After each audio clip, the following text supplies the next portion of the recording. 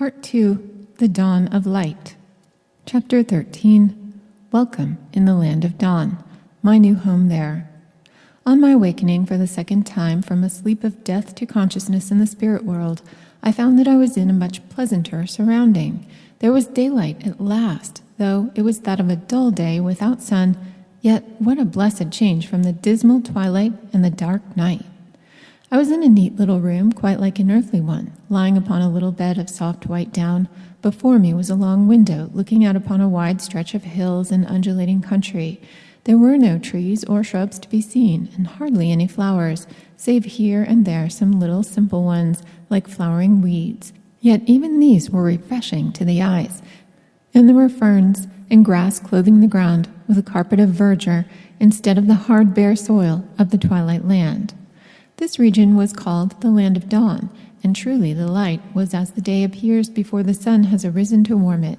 The sky was of a pale blue-gray, and white cloudlets seemed to chase each other across it and float in quiet masses on the horizon. You, who think that there are no clouds and no sunshine in the spirit lands, hardly know how beautiful a thing you would shut out, unless you have spent, as I did, a long monotonous time without seeing either of them. The room I was in, though by no means luxurious, was yet fairly comfortable in appearance, and reminded me of some cottage interior upon the earth. It held all that was needful to comfort, if nothing was specially beautiful, and it had not that bare prison-like look of my former dwellings. There were a few fresh pleasures. There were also some pictures of spirit life, and oh joy, there was my picture mirror, and my rose, and the letter, all my treasures. I stopped my explorations to look into that mirror and see what my beloved was doing. She was asleep, and on her face was a happy smile, as if even in her dreams she knew some good had befallen me.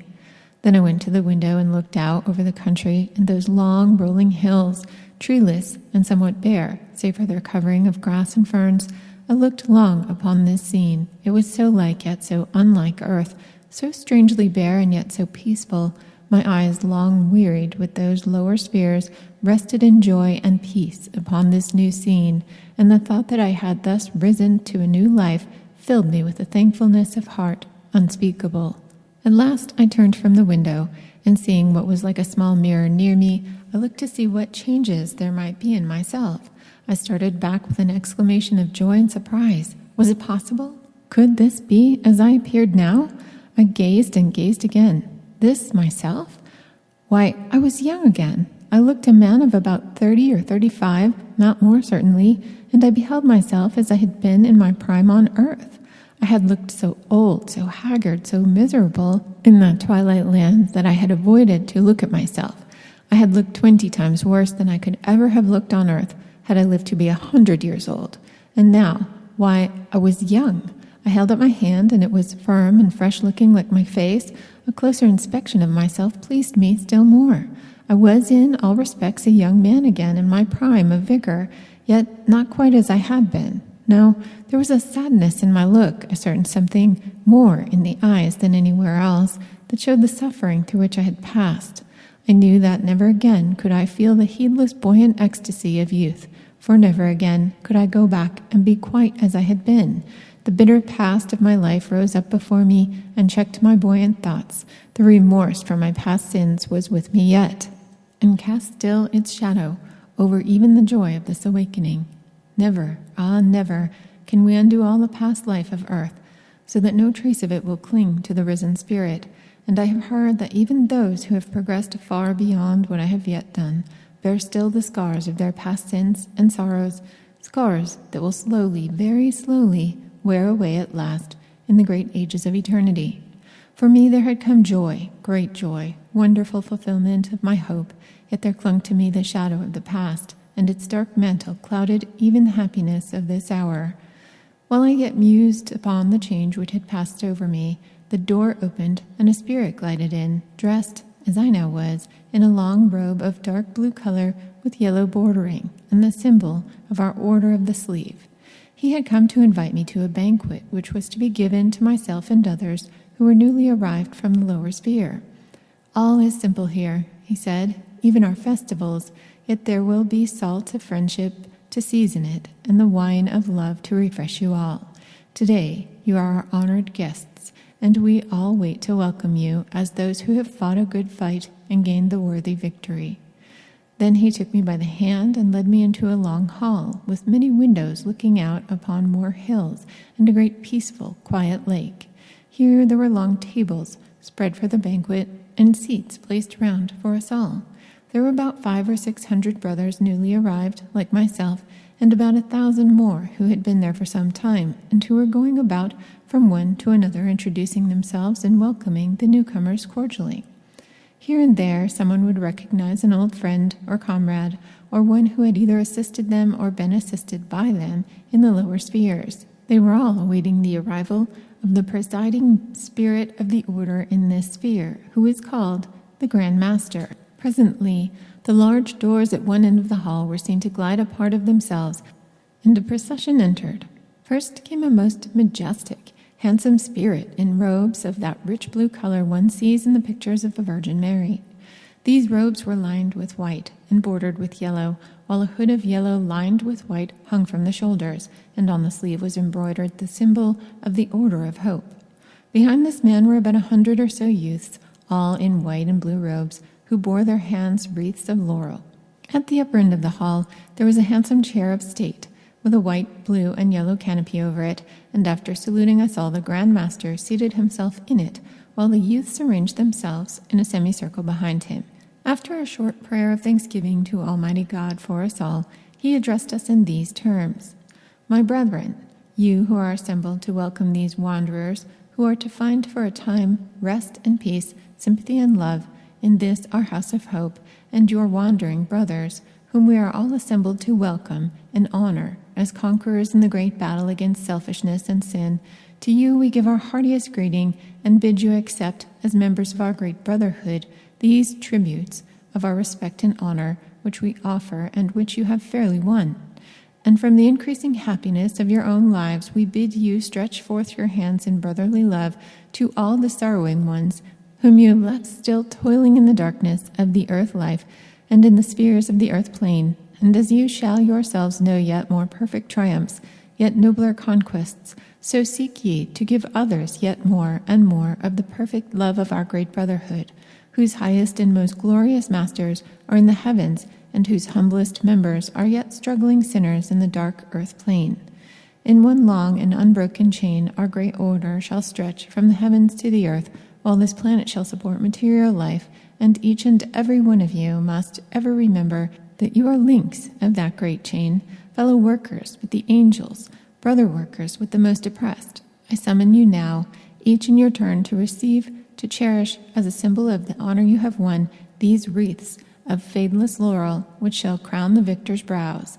In the name of the great supreme ruler of the universe, in the name of all angels and of our brotherhood, I crown each one and dedicate you to the cause of light and hope and truth." Then, at a signal, we, the new arrivals, many of us almost overcome by these kindly words and this mark of honor, drew near, and kneeling down before the Grand Master, had placed on our heads these laurel crowns, which the youths handed to the Master, and with which he crowned us with his own hands. When the last one had received his crown, such a shout of joy went up from the assembled brothers, such cheers, and they sang a most beautiful song of praise, with so lovely a melody and such poetical words, that I would I could reproduce it for you. When this was over, we were each led to a seat by an attendant brother, and the banquet began. You will wonder how such a banquet could be in the spirit world, but do you think that even on earth your all of enjoyment at such a scene is in the food you eat, the wine you drink? And do you imagine that a spirit has no need for food of any kind? If so, you are in error. We need and we eat food, though not of so material substance as yours is. There is no animal food of any sort, nor anything like it, save only in the lowest spheres of earthbound spirits, where they enjoy through others, yet in the flesh, the satisfaction of animal appetites. But there are, in this second sphere, the most delicious fruits, almost transparent to look at, which melt in your mouth as you eat them. There is wine like sparkling nectar, which does not intoxicate or create a thirst for more. There are none of those things that would gratify coarse appetites, but there are delicate cakes and a sort of light bread.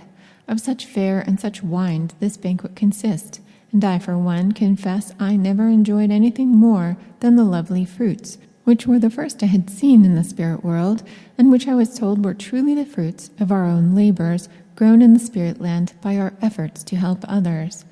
After the banquet was over, there was another speech, and a grand chorus of thanks in which we all joined.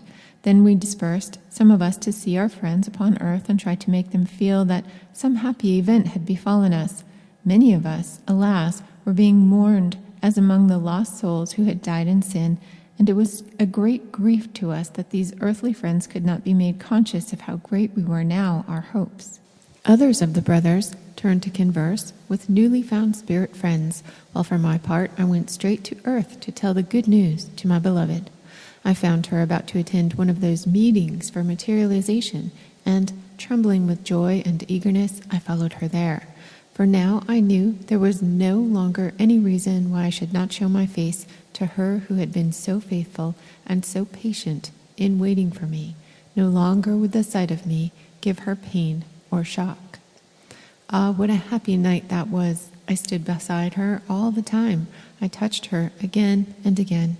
I stood there, no more the dark shrouded figure hiding his face from all eyes. No, I was there in my new dress with my new hopes, my risen body, and the ashes of my dead past were there no more to give me such shame and sorrow of hearts as I had known. And then, oh, crowning joy to that most joyful day, I showed myself to her, wondering eyes, and they gazed into my own. But she did not know me at once. She was looking for me as she had seen me last on earth, with face of care and wrinkled brow, and the young man's face looked strange to her, yet not quite strange. She smiled and looked with a puzzled, wondering look, which, could I but have held the material particles of my form together for but a few more minutes, must have changed to recognition. But alas, all too soon I felt my material form melting from me like soft wax, and I had to turn and go as it faded away. But as I went, I heard her say, "It was so very like what my dear friend must have been in youth. It was so like and yet so unlike him, I hardly know what to think." Then I went behind her and whispered in her ear that it was I, myself, and no other. And she heard my whisper and laughed and smiled and said she had felt sure it must be so. Then indeed the cup of my joy was full. Then indeed was the crown of my day complete. Chapter 14. A Father's Love. After this, there came for me a time of happiness, a season of rest and refreshment, upon which I shall not dwell. Its memories are all too sacred to me, for those days were spent near to her I loved, and I had the happiness of knowing that she was conscious of much, though not all, I said to her, and I spent so much of my time on earth that I had none to explore the wonders of that land of dawn which I had become an inhabitant. And now a fresh surprise awaited me. In all my wanderings since death, I had never once seen any of my relatives, nor the friends who had passed before me into the spirit land. But one day, when I came as usual to see my beloved, I found her full of some mysterious messages she had received, and which she was to give me herself. After a little, she told me that it was from a spirit who had come to visit her, and he said he was my father, and that he wished her to give his message to me. I was so overcome when she said this that I could scarcely speak, scarcely ask what his message was. I had so loved my father upon earth, for my mother had died when I was so young that she was but a faint, tender memory to me. But my father, he had been everything to me. He had such pride and joy in all my successes, such hopes for my future. And then, when I had made shipwreck of my life, I knew that I had broken his heart. He did not long survive the crushing of all his hopes, and since his death, I had only thought of him with pain and shame of heart. And now, when I heard that from beyond the gates of death he had come to my beloved and spoken to her of me, I feared lest his words might be but a lament over his buried hopes, his degraded son, and I cried out that I could not dare to meet him. Yet I longed to hear what he had said, and to know if there was a word of forgiveness for me, his son, who had so deeply sinned. How shall I tell what his words had been? how say what I felt to hear them? They fell upon my heart as dew upon a thirsty land, those words of his, and are far, far too precious to be given to the world. But surely the Father in the parable must have welcomed back his prodigal son in some such words as these. Ah, how I cried out to my beloved when I heard those words, and how I longed to see that Father again and be taken once more to his heart as when I was a boy. And as I turned away, I beheld his Spirit standing by us, just as I had seen him last in life, only with a glory of the Spirit whirled upon him such as no mortal eyes have ever seen. My Father, so long parted from me, and to me again thus. We had no words to greet each other with, my Father and my Son, but we clasped each other to the heart in a joy that required no words. When our feelings had calmed down again, we began to speak of many things, and not least of her, whose love had led me so far upon my upward path. And then I learned that this beloved Father had helped, watched over, and protected us both, that he had followed me during all my wanderings both on earth and in the spirit land, and had protected and comforted me in my struggles. Unseen himself, he had yet been near, and unceasing in his efforts and his love. All this time when I had so shrunk from the thought of meeting him, he had been there, only waiting an opportunity to make himself known, and he had come at last through her who had so much of my love, in order that he might thereby link us all three more closely together in the joy of this reunion. Chapter 15. A new expedition proposed. When I returned to the spirit land, my father went with me, and we spent a long time together. In the course of our conversation, he told me that an expedition was about to be sent from his sphere to work as rescuers in the lowest sphere of all, a sphere below any I had yet seen, and which was, in truth, the hell believed in by the Church. How long the expedition would be absent was not known, but a certain work had to be accomplished, and like an invading army, we would remain till we had attained our object. My Eastern guide advised me to join this band of workers, and as my father had in earth life sent his sons forth to fight for their beloved country, so did he now wish me to go forth with this army of soldiers in the cause of truth and light and hope. To fight successfully against these powers of evil, it was necessary to be beyond the temptations of the earth plane and lower spheres, and to help the unhappy ones by a visible help which they could see and take hold of. One must not belong to the higher spheres, for spirits more advanced than the brothers of hope in this, the first circle of the second sphere, would be quite invisible to the unhappy ones who could neither see nor hear them. Also, in entering these lowest spheres, we would, in order to be visible, have to clothe ourselves in a certain portion of their material elements, and this a more advanced spirit could not do.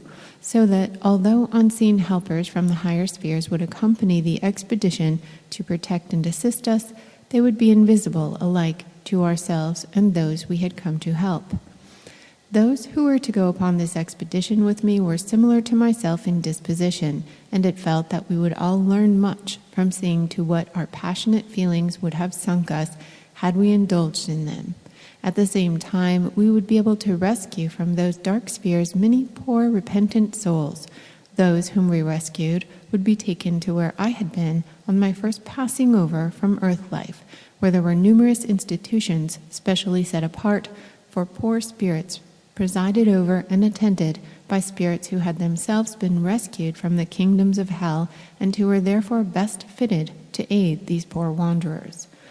Besides the Brothers of Hope from the land of dawn, there were other similar bands from other brotherhoods always being sent down to the dark spheres, such expeditions being, in fact, part of the great system of help for sinners ever being carried on in the name of Eternal Father of all, who dooms none of his children to an eternity of misery. A number of friends would accompany us a part of our journey, and our expedition would be commanded by a leader who had himself been rescued from the dark spheres and who knew their especial dangers. As we would pass through the earth plane and lower spheres, we would see them in a way we had not done before, and my Eastern guide said he would send one of his pupils to accompany me as far as the lowest sphere, in order that he might explain to me and make visible some of the mysteries of the astral plane which we would see as we passed. Hossein, as the student was named, was studying those mysteries of nature which have been classed under the name of magic and such deemed evil, whereas it is their abuse only which is evil. A more extended, intelligent knowledge of them would tend to prevent many existing evils and counteract some of those evil powers brought to bear upon man, often very injuriously, in his present ignorance. This student spirit had been a Persian and a follower of Zoroaster in his earth life, as Arinzaman himself had been, and they belonged still to that school of thought of which Zoroaster was the great exponent. In the spirit world, said Arinzaman, there are a great number of different schools of thought, all containing the great fundamental eternal truths of nature, but each differing in many minor details, and also as to how these great truths should be applied for the advancement of the soul. They likewise differ as to how their respective theories will work out, and the conclusions to be drawn from the undoubted knowledge they possess, when it is applied to subjects upon which they have no certain knowledge, and which are still with them, as with those on earth, the subject of speculation, theory, and discussion. It is a mistake to suppose that in the spirit world of our planet there is any absolute knowledge which can explain all the great mysteries of creation, the why and wherefore of our being, the existence of so much evil mixed with good, or the nature of the soul and how it comes from God. The waves of truth are continually flowing from the great thought centers of the universe and are transmitted to earth through chains of spirit intelligences, but each spirit can only transmit such portions of truth as its development has enabled him to understand, and each mortal can only receive as much knowledge as his intellectual faculties are able to assimilate and comprehend. Neither spirits nor mortals can know everything, and spirits can only give you what are the teachings which their own particular schools of thought and advanced teachers give them as their explanations. Beyond this they cannot go, for beyond this they do not themselves know. There is no more absolute certainty in the spirit world than on earth, and those who assert that they have the true and only explanation of these great mysteries are giving you merely what they have been taught by more advanced spirits, who, with all deference to them, are no more entitled to speak absolutely than the most advanced teachers of some other school. I assert knowledge not my own, but from another who is indeed regarded in the spirit world as a leader of most advanced thought, that is in no way possible to give a final answer to or explanation of subjects which are beyond the powers of any spirit of our entire solar system to solve, and still more beyond those of spirits of our earth spheres. In these subjects and their explanation are involved and required a knowledge of the limits of the universe itself, which has no limits, and the nature of that supreme being of whom no man or spirit can know the nature, save in so far as we can grasp the great truth that he is infinite spirit, limitless in all senses, unknowable and unknown. Let men and spirits, then, argue or explain. They can only teach you to the limits of their knowledge, and beyond that, again, are limits none can reach. How can any pretend to show you the ultimate end of that which has no end, or sound the great depths of an infinite thought which has no bottom? Thought is as eternal as life and as fathomless.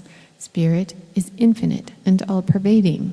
God is in all and over and above all, yet none know his nature, nor what manner of essence he is of, save that he is in everything and everywhere.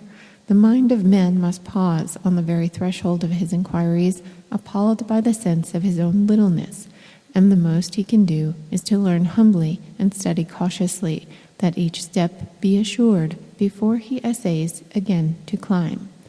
The most lofty, the most daring minds cannot grasp all at once, and can man on earth hope that all can be explained to him with his limited range of vision, when the most advanced minds in the spirit world are ever being checked in their explorations after truth by the sense of their limited powers?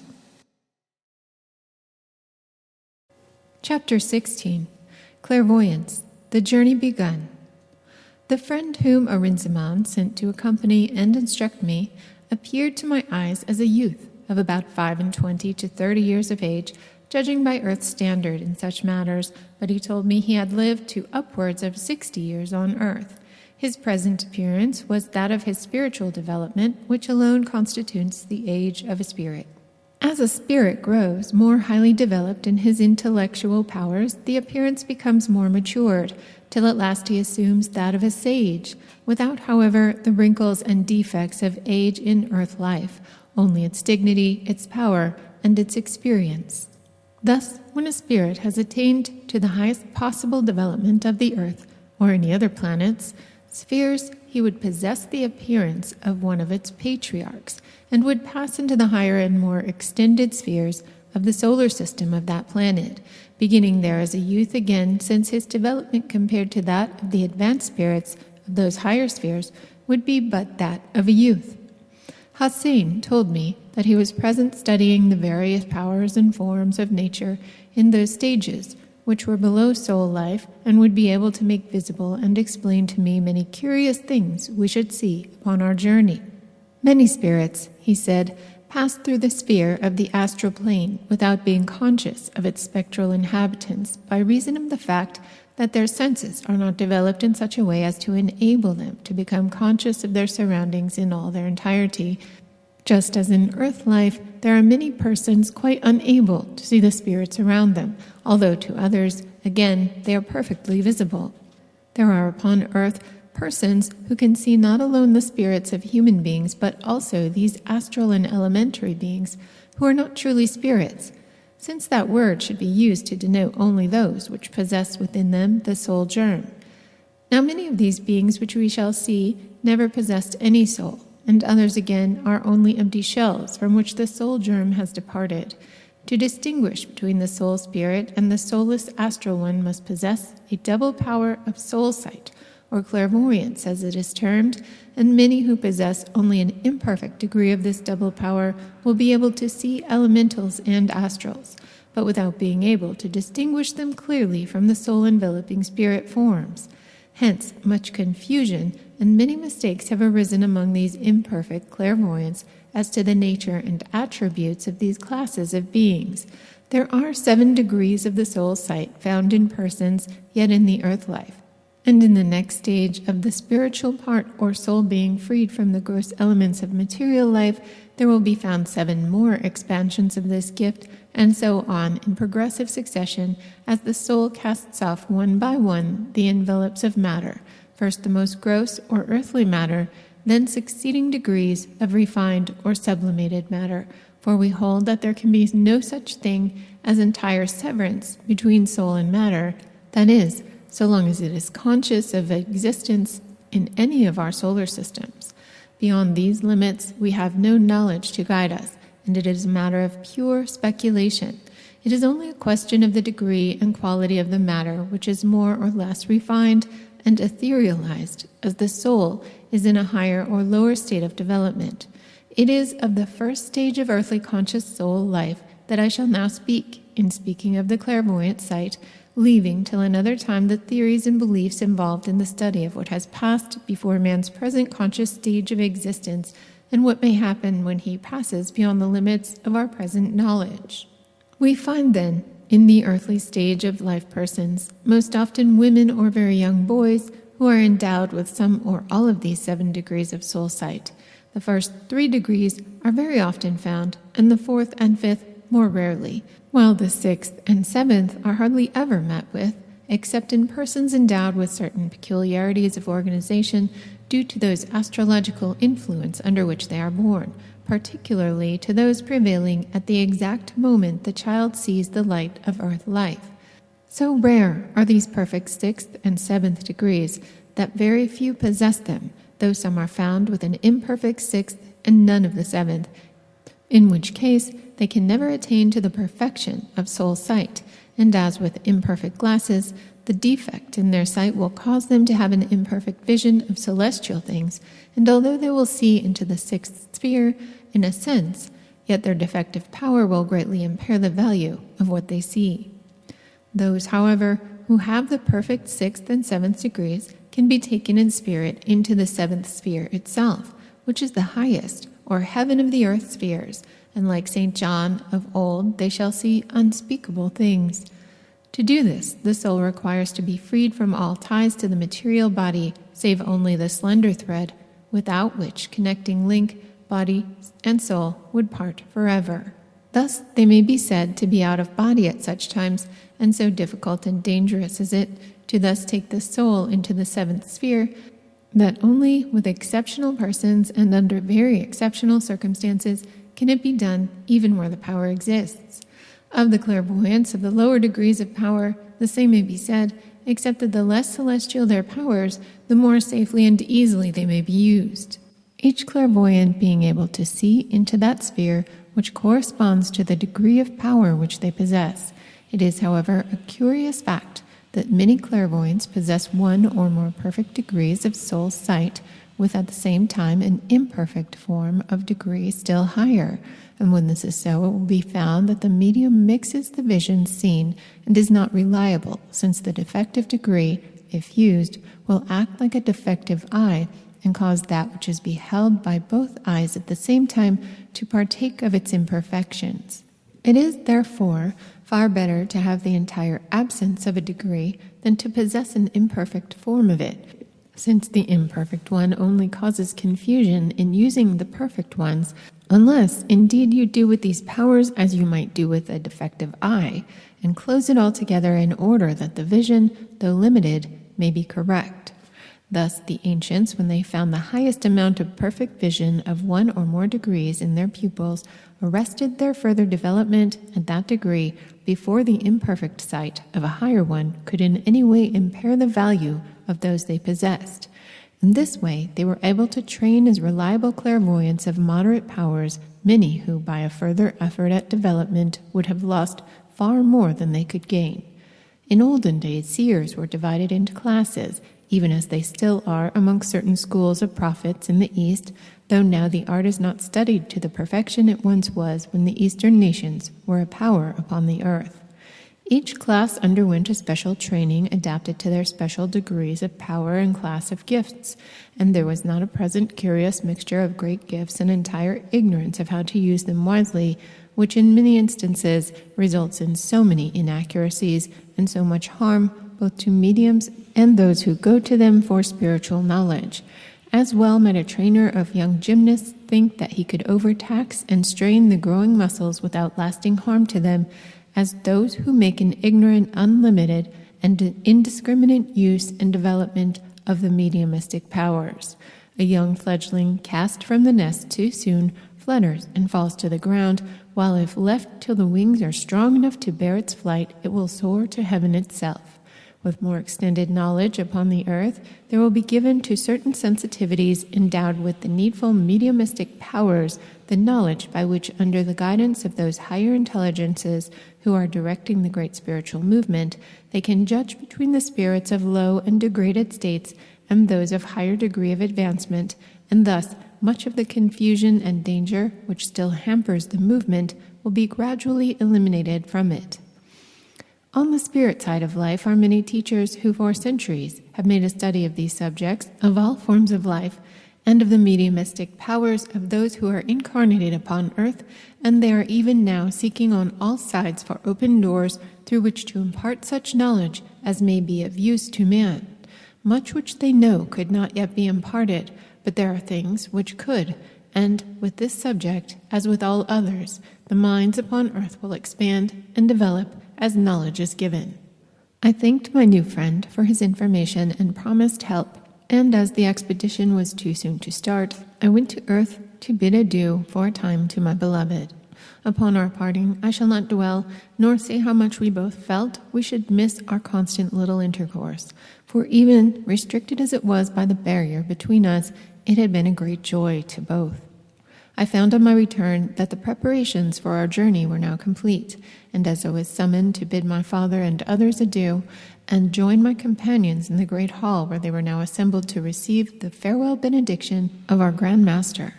After this, our band started amidst the cheers and good wishes of all the assembled brotherhood.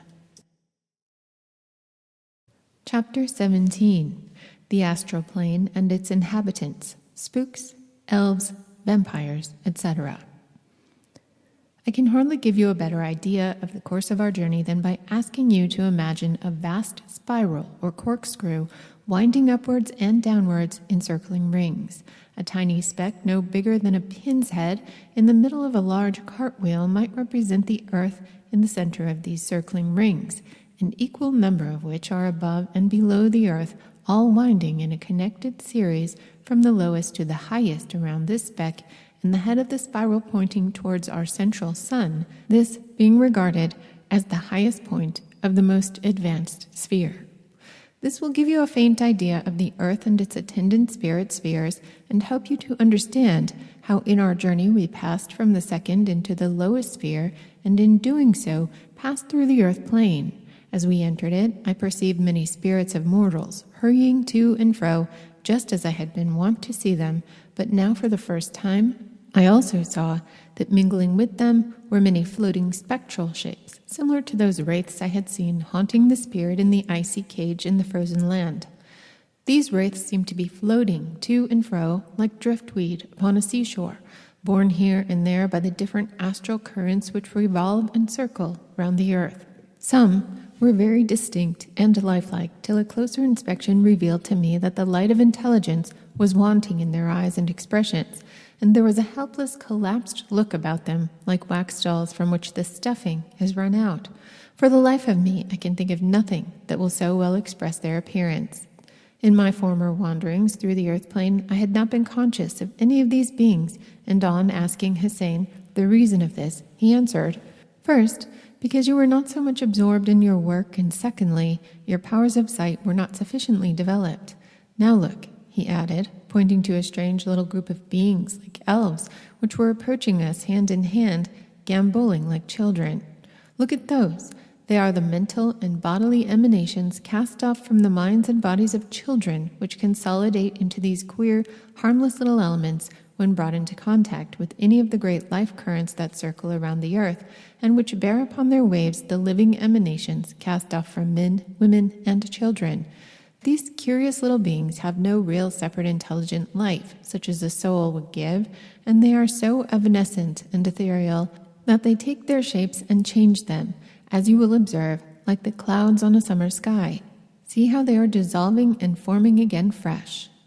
As I looked, I saw the whole little cloud of figures shift into a new form of grotesque likeness, and whereas they had looked like tiny fairies in caps and gowns made from flowers, they now took wings, becoming like a species of half butterflies, half imps, with human bodies, animals' heads, and butterflies' wings. Then, as a fresh, strong wave of magnetism swept over them, lo, they were all broken up and carried away to form fresh groups elsewhere with other particles. I was so astonished at this, the real living appearance and the unreal disappearance, that I suppose Hussein read my puzzled state of mind, for he said, "What you have now beheld is only an ethereal form of elemental life, which is not material enough for a long-continued existence on the earth plane, and is like the foam of the sea thrown up by the wave motions of pure earthly lives and thoughts. See now how much stronger on the astral plane can be the consistency of that which is not pure."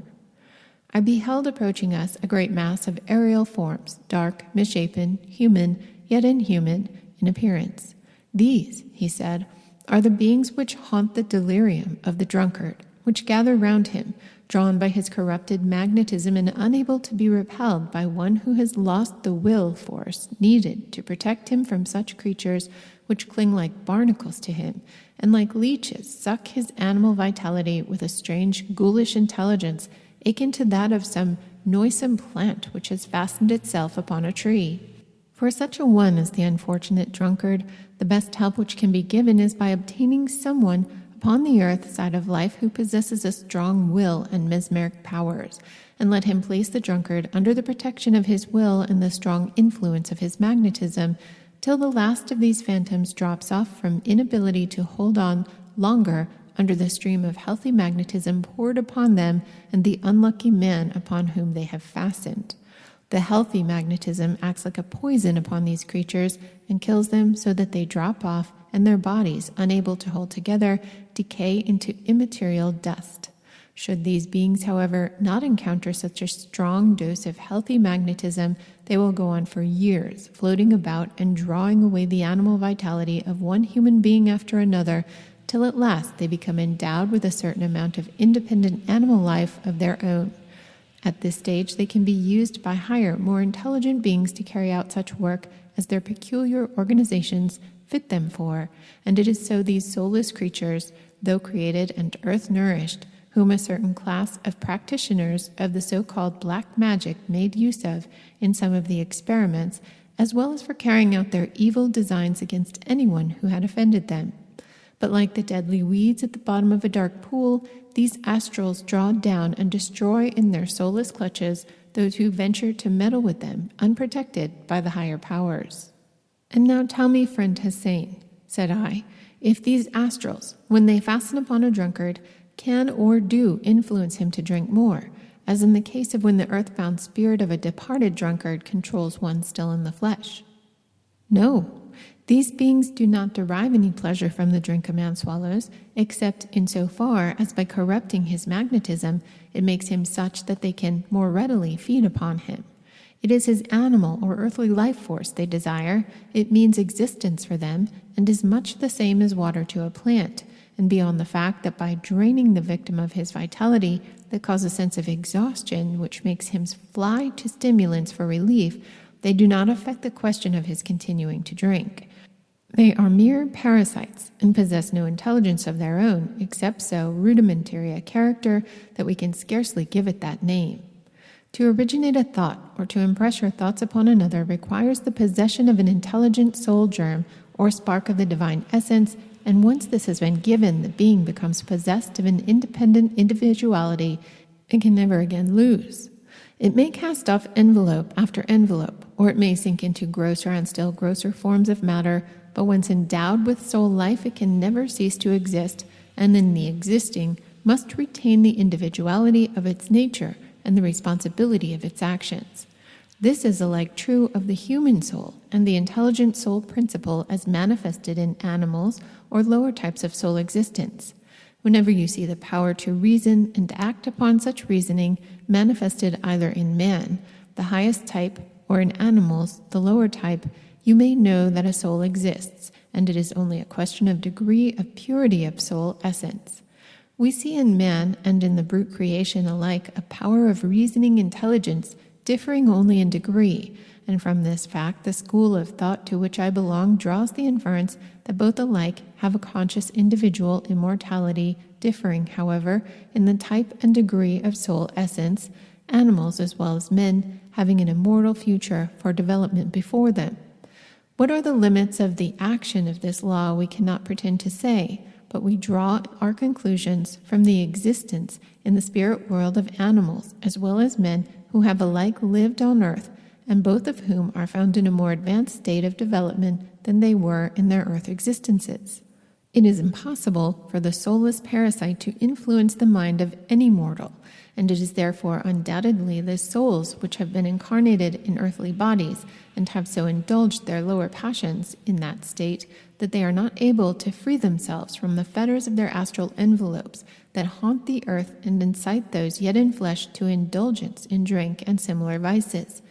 They, as you know, can control man in many ways, either partially or completely, and the most common way is for the spirit to partly envelop the man he controls with his spirit body until a link has been formed between them, somewhat after the nature of that uniting some twin children who possess distinct bodies, but are joined to each other and interblended, that all which one feels is felt by the other.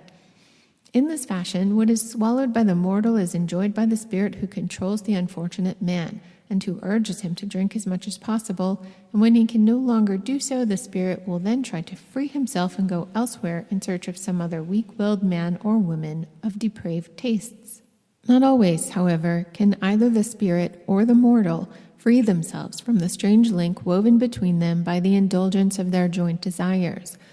After a long continued connection of this sort, it becomes very difficult for them to separate, and the spirit and the man may go on for years, sick of each other, yet unable to break the tie without the help of higher powers, who are always ready to assist those who call upon their aid.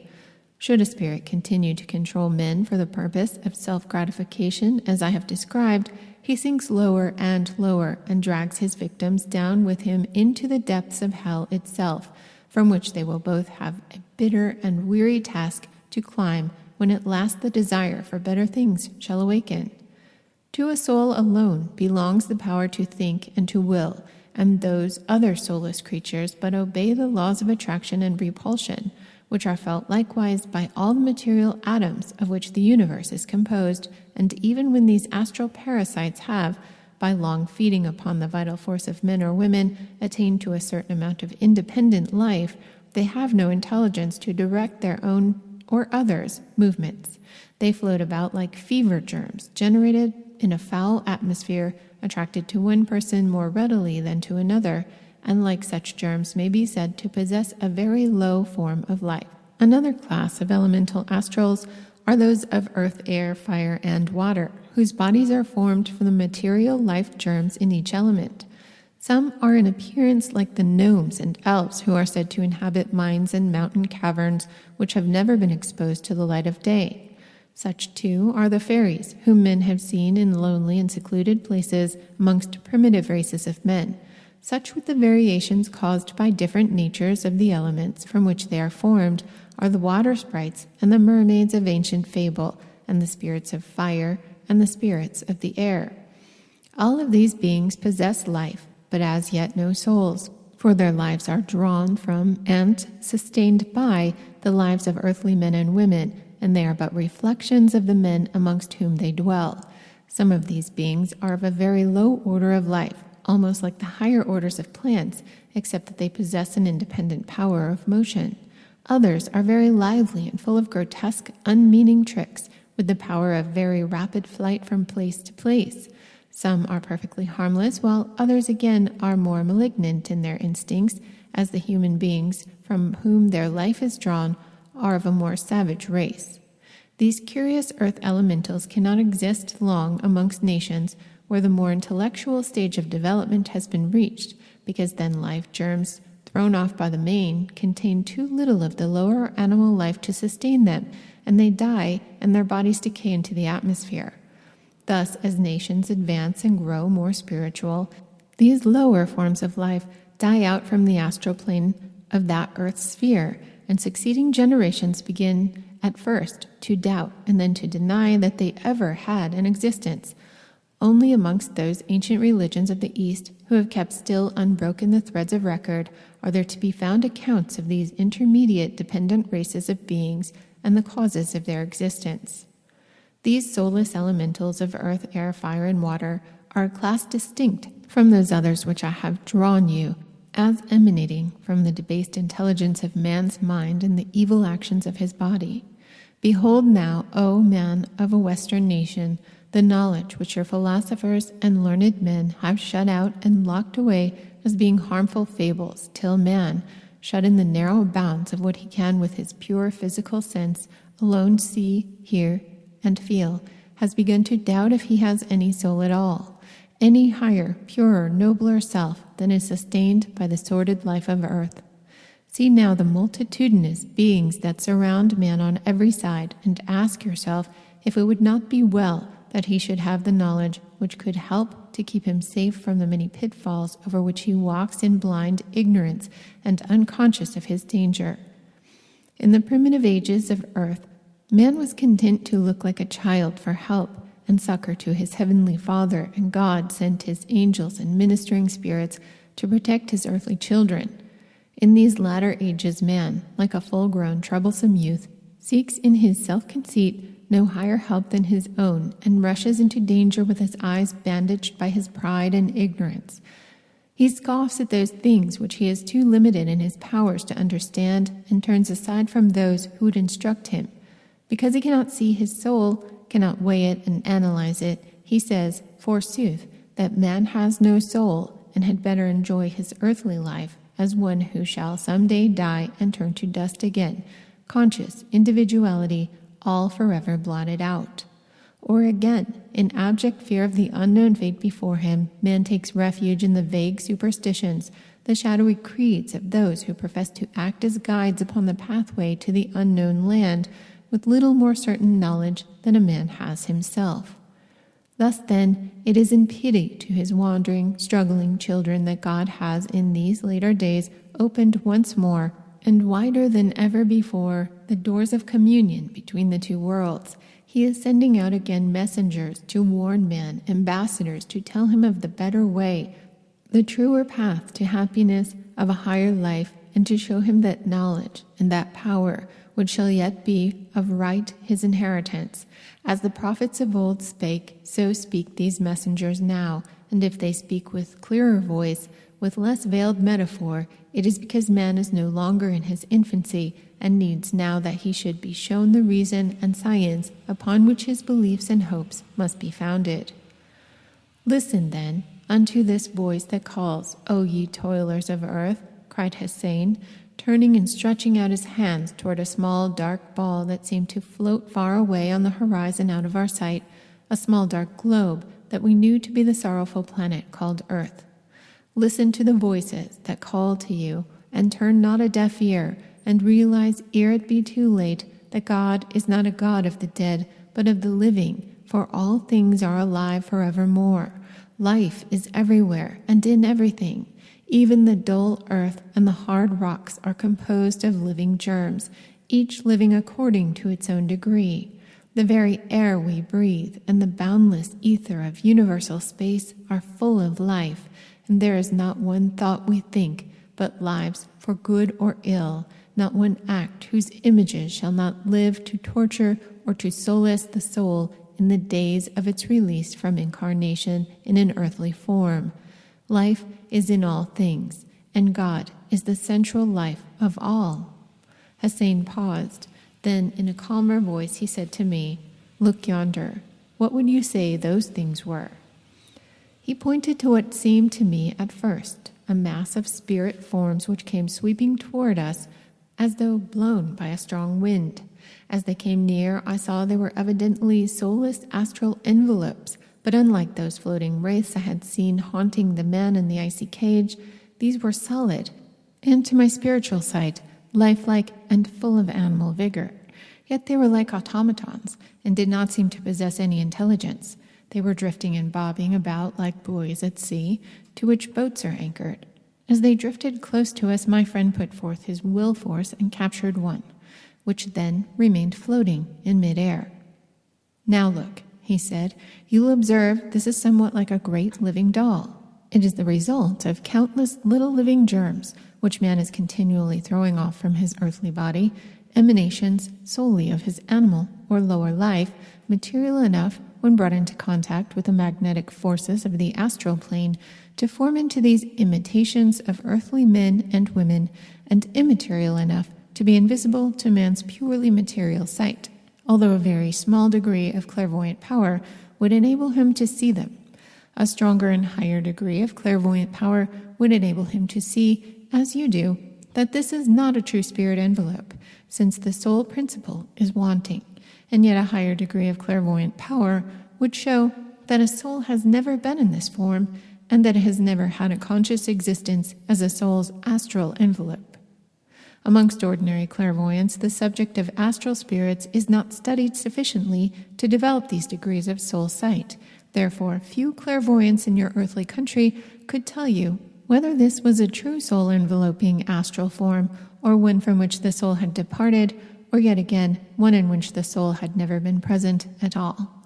Presently, I shall show you an experiment with this astral form, but first observe that a being such as it is fresh and full of animal life of the earthly plane, and has not the collapsed appearance of those you saw before, which had once contained a soul, and which were there in a state of rapid decay yet.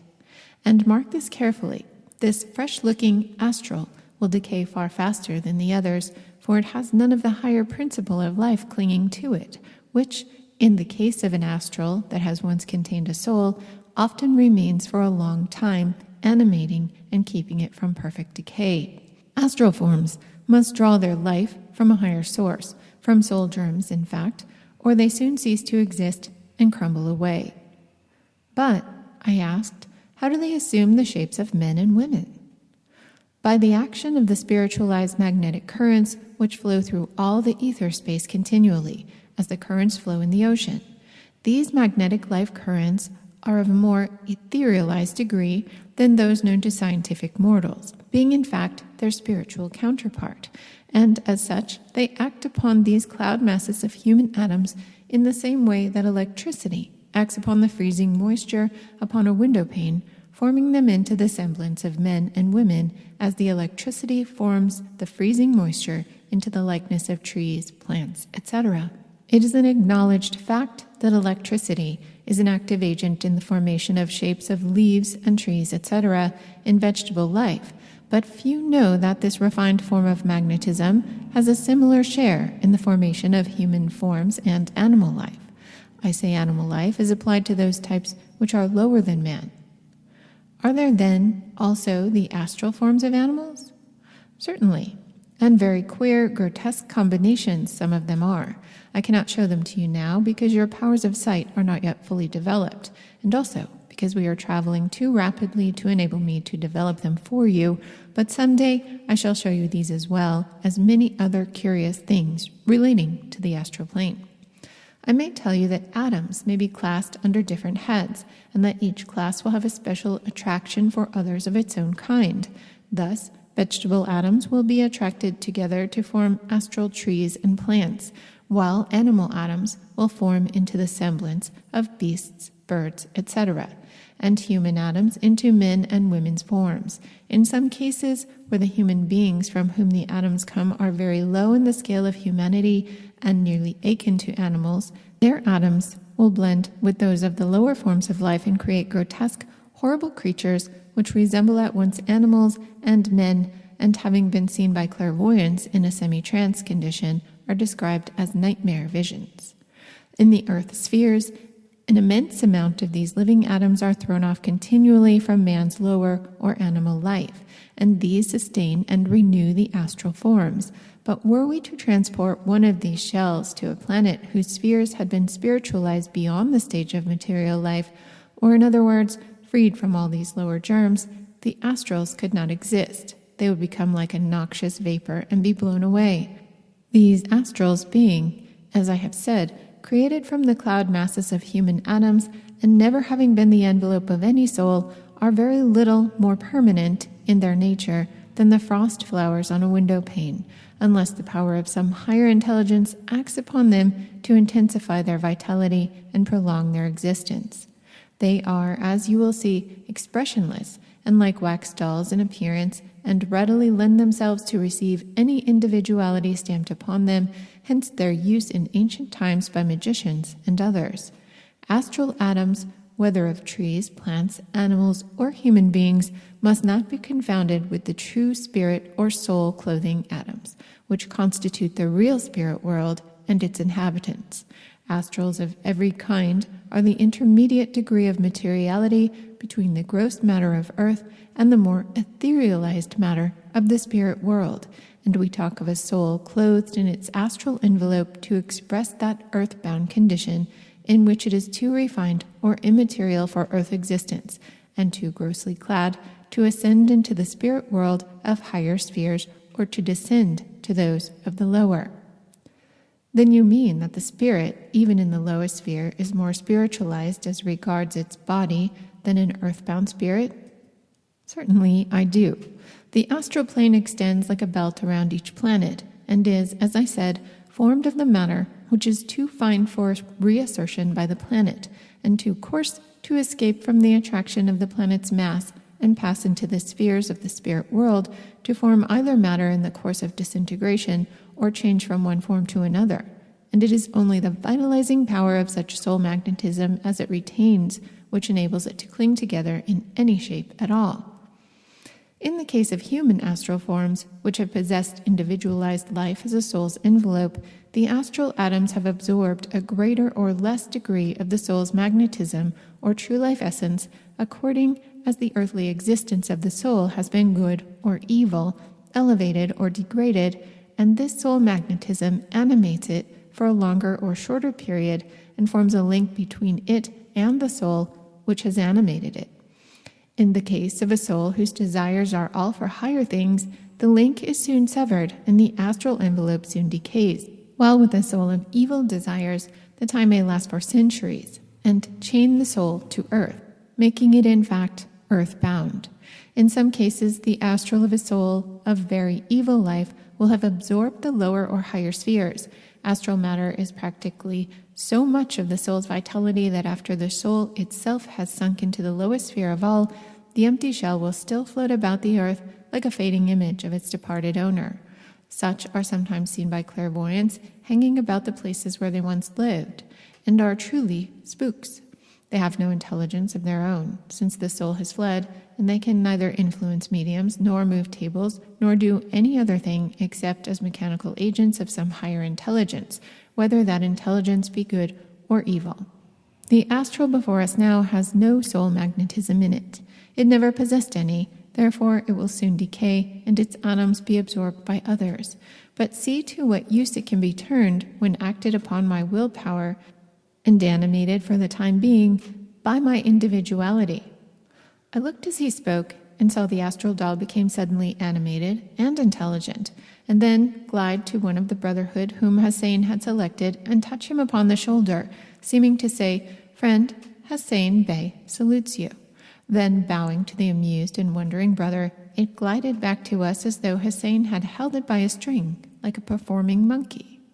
"Now you see," he said, "how, if I choose, I might use this astral as a messenger to execute some work I wish done at a distance from myself, and you will understand one of the means made by use of the old magicians to carry out some work at a great distance from themselves and without their appearing to take any share in it. These astrals, however, are not only capable of being made use upon the astral plane. They could not move any material object, although they would be visible to material sight at the will of the mortal using them. There are other astrals, more material in substance, who could be used to penetrate into the earth itself and to bring forth its hidden treasures, the precious metals and the gems deeply buried from the eyes of men. It would not, however, be lawful or right for me to explain to you the power by which this could be done, and those magicians who have discovered and made use of such powers have sooner or later fallen victims to those powers they could summon to their aid, but rarely continue to control. Then, were this astral to become animated by an evil intelligence, it would be an actual danger to man?" I said. "Yes, without doubt it might, and you will also observe that although I should not care to descend to clothe myself in this astral form, yet a spirit more ignorant than myself could easily do so in order to make himself felt and seen upon the earth in a more palpable form than possible to any spirit who has left the earth plane. But in doing so, he would run a danger of creating a link between himself and the astral envelope not easily broken, and which might thus tie him to the astral plane for a considerable time. You will, therefore, see how the idea has arisen that men on earth, in seeking to see their departed friends, draw the spirits back into earthly conditions and do them harm. Many an ignorant spirit, who is good and pure himself, has committed the mistake of relating himself in one of these fresh astral shells when he would have turned away from those which he knew to have been left by another spirit, and has found to his cost that he has thereby made himself a prisoner upon the earth plane till a higher intelligence comes to his aid and releases him. In a like manner, spirits of a low type can clothe themselves in these empty astral garments, but in their case, the very grossness of the spirit, or soul, prevents them from retaining possession long enough in the dense magnetism of the low spirit's own body, acting as a strong noxious vapor or gas would do upon a covering made, say, of spider's web or fine gossamer, and rendering it into 1,000 pieces. To a spirit above the astral plane, an astral envelope appears almost as solid as iron, but to one below it, these fragile shells are like a cloud vapor. The lower the soul, the stronger is its envelope, and the more firmly does it hold the soul, limiting its powers and preventing it from rising into a more advanced sphere. You mean, then, that the spirits sometimes use these astral shells as they do earthly mediums, and either control them independently or actually enter into the form? Yes, certainly. A spirit above the earth plane anxious to show himself to a clairvoyant of the lowest or first degree of power, will sometimes enter one of these shells, which he at once stamps with his identity, and in that way the clairvoyant will truly see and describe him. The danger lies in the fact that when the good spirit of limited knowledge seeks to leave again the astral shell, he finds he cannot do so. He has animated it, and its strong life holds him prisoner, and it is often difficult to release him. In similar manner, the too complete, too long continued control of an earthly medium by a spirit has been found to create a link between them, which becomes at last a chain. To a spirit of the lowest spheres, an astral envelope is but a convenient, all too evanescent cloak, with which to hide its own degraded spirit body, and thus impose upon clairvoyants unable to see the vile spirit underneath. But to a good and pure spirit, the astral envelope is as a suit of iron, capable of imprisoning him. Then, in the case of what are called personations by one spirit of another at seances upon earth, are these astrals made use of? Very often they are, where the mischief-making spirit is of too low a type himself to come into direct contact with the medium. You must know by this time how wonderfully the thoughts of mortal men and women are mirrored upon the atmosphere of the astral plane, and as pictures they can be read and answered by spirits possessing the knowledge of how to read them. All spirits have not the power, just as all men and women on earth are not able to read a newspaper or a letter. It requires intellect and education with us as with those on earth. The spirits, then, of which men should most be aware, are not so much the poor, ignorant, half-developed spirits of the earth plane and lower spheres, whose degraded lives have made them what they are, and who are often glad of helping hand to raise them, but it is of the intellectually evil, those who have great powers alike of mind and body, and who have only used them for wrong purposes. These are the real dangers to guard against, and it is only by the increase of knowledge amongst the mediums incarnated in the earthly body that it will be successfully done, for then mortals and spirit workers will labor in unison and mutually protect the spiritual movement from fraud and from the mistakes of the well-meaning but half-ignorant spirits and mortals who are doing good work in directing the attention of mankind to the matter, but who often do harm both to themselves and others. They are like ignorant chemists and liable to bring destruction and harm upon others as well as on themselves in their experiments in search of knowledge. You do not think, then, that the purity of their motives will suffice to protect them? Would purity of motive save a child from being burnt if it thrust its hands into a blazing furnace? No, the only way is to keep the child as far from the fire as possible. This good and wise spirit guardians do in a great measure, but if the children are continually hovering near the danger and try at all sorts of odd times and fashions to get just another peep at the dangerous thing, it is impossible but that some of them will get scorched. Then would you not advise the indiscriminate cultivation of mediumistic powers by all mortals? Certainly not. I would have all men use the powers of those who have been carefully developed under wise guardians, and I would have all assisted to cultivate them who are truly anxious to develop their powers as a means of doing good to others. But when you consider how manifold and how selfish may be the motives of those mediumistically endowed, you will see how exceedingly difficult it would be to protect them. Perhaps my ideas are colored by the circumstances of race and my earthly education, but I confess I should wish to limit the practice of mediumship to those who have proved their readiness to give up more material advantages for its sake.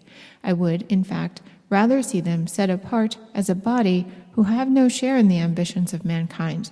But enough of our discussion. I am now about to let this astral shell go and draw your attention to another type of the same class. As he spoke, he made a swift upward motion with his hands over it and uttered some words in an unknown language, whereupon the astral, which had hitherto floated on beside us, stopped and seemed to waver about for a few seconds until an advancing current of magnetism caught it, and it was swept away from us like a piece of driftwood upon the waves. As I turned from watching it, I saw a small cluster of dark, weird, horrible-looking forms approaching us. These were astral shells which had never known soul life, but unlike the pleasant, waxy-looking astral from which we had just parted, these were in all respects repulsive. These said Hossein, are the emanations thrown off by men and women of a low intellectual type and evil, sensual lives. They are from the slums of the earth life, not alone at the social slums, but also from a higher grade of society where there are moral slums quite as degraded. Such beings as these, when animated by an evil intelligence, can be used for the very worst purposes. Being so very material, they can even be used to affect the material matter upon earth and have been used in the practice of what is known as black magic and witchcraft. And they are also, but very rarely, used by higher intelligences to affect physical phenomena at seances. Where wise and good intelligences control them, no harm will be done, but under the direction of evil or ignorant, they become a danger beyond my power fully to express. To these astrals, and to those of a similar class in which the soul germ yet lingers as in a prison, are due those rough and dangerous manifestations sometimes seen in spirit circles, seances, where men of bad lives and others too ignorant to protect themselves are assembled from motives of curiosity or mere amusement. And amongst what class of spirits do you place those ghouls and vampires so firmly believed in many parts of the world? Vampire spirits are those who have themselves known earth life but have so misused it that their souls are still imprisoned in the astral envelope. Their object in sucking away the animal life principle of men and women is in order to retain thereby their hold upon life of the earth plane and so save themselves from sinking to far lower spheres. They are anxious to cling to their astral envelope and to prolong its life, just as men of very evil lives upon earth cling to the life of the earthly body because they fear that when they are separated from it, they will sink into some unknown depths of darkness and horror. The constant renewal of the animal and astral life often enables these vampire spirits to hang about the earth for centuries. Is it possible for a vampire spirit to possess itself of sufficient amount of materiality to appear in mortal form and mingle with men as described in many of the tales of such creatures?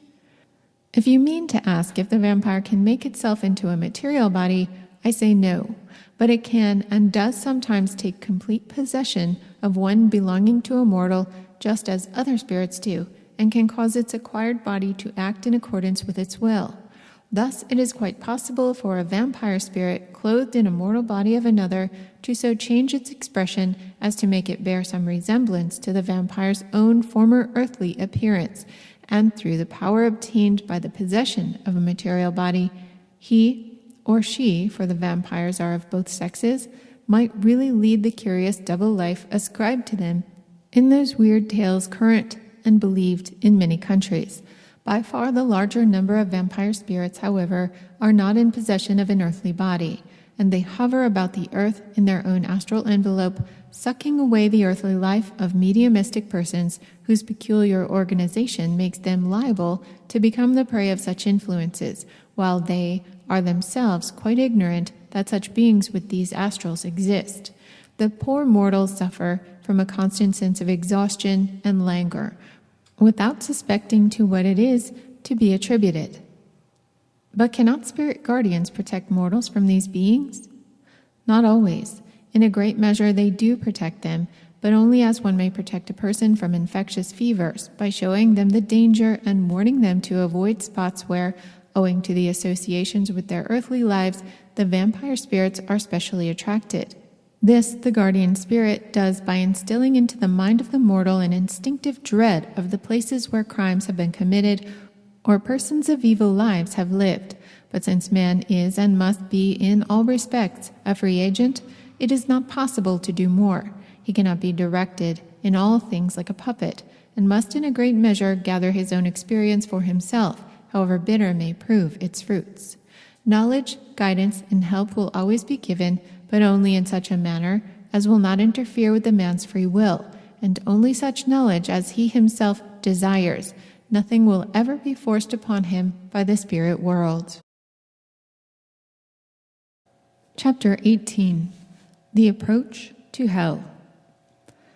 I would have liked to ask Hussein a great many more questions about the astral plane and its many curious forms of life, but we were now fast leaving it behind, and passing downwards through those lower spheres which I had partly explored before. We were traveling through space at a wonderful velocity, not quite with the rapidity of thought, but at a speed difficult for the mind of mortal to conceive. Onward and still onward we swept, sinking ever lower and lower, away from the bright spheres. As we sank, a certain sense of awe and expectancy crept over our souls and hushed our talk. We seemed to feel in advance the horrors of that awful land and the sorrows of its inhabitants. And now I beheld afar off great masses of inky black smoke which seemed to hang like a pall of gloom over the land to which we were approaching. As we still floated on and down, these great black clouds became tinged with lurid sulphurous-looking flames as from myriads of gigantic volcanoes. The air was so oppressive we could scarcely breathe, while a sense of exhaustion, such as I had never experienced before, seemed to paralyze my every limb. At last, our leader gave the order for us to halt, and we descended on the top of a great black mountain, which seemed to jut out into a lake of ink, and from which we saw on the horizon that awful, lurid country. Here we were to rest for a time, and here, too, we were to part from our friends who had so far escorted us upon our journey. After a simple repast consisting of various sustaining spiritual fruits and food which we had brought with us, our leader, on behalf of the whole company, offered up a short prayer for protection and strength, and then we all lay down upon the bleak mountain top to rest. I was aroused from a delicious state of unconsciousness to find that the others were all awake also, and were being separated into parties of 2 or 3, in order that we might, with less suspicion, enter the enemy's country. We were to be scattered as missionary workers over the dark country to save and help such as we found willing to accept our aid. To my surprise, I found that during my rest a change had passed over me, which in a great measure acclimatized me to the atmosphere and surroundings in which I now found myself. I seemed to have put on, or as it were, clothed myself with a certain amount of the specially coarse materiality of that sphere. My body was more dense, and when I attempted to rise and float as I had done before, I found it was only with great difficulty I could do so. The atmosphere no longer gave me so keen a sense of oppression, and the sense of its weighing down my limbs, which had so troubled me before, was gone. A certain point of sustaining essences, sufficient to the last during our sojourn in this lowest sphere, was given to each of us, and then a few final directions and warnings were addressed to us by our leader. Hassan now came to bid me goodbye and to give me the last words of advice Arinzaman had sent me. "I am to come from time to time," he said, "to give you news of your beloved and of your other friends, and you can send a message to them at such times by me. Always remember that you will be surrounded by every species of deceit and falsehood, and believe no one who comes to you as a messenger from us unless he can give you the countersign of your order. Your thoughts they may guess, but they will not be able to read them clearly, since you are above them in spiritual development. And although your having to put on, to a certain degree, their own condition on entering their sphere will enable them to sense a portion of your thoughts, it will be but imperfectly, and only in those matters where your own lower passions still form a certain link between you and them. With the highest powers of their intellect to help them, they will plot and scheme with great cleverness to tempt and entrap you. In these regions there are men who were amongst the greatest intellectual powers of their age, but whose awful careers of wickedness have sunk them to these spheres where they reign over all around them, even worse and more despotic tyrants now than they were upon earth. Beware then, and heed all warnings we have given you. From time to time you will receive help and encouragement from your sincere friends until your mission shall have been accomplished and you return, let us hope, as a victor in a good cause. Adieu, dear friend, and may the blessings of the great Father of all be with you." I parted from Hassan with much regret and set forth with our band upon our journey. The last thing we saw as we descended were the white-robed figures of our friends outlined against the dark sky, waving us to their farewell.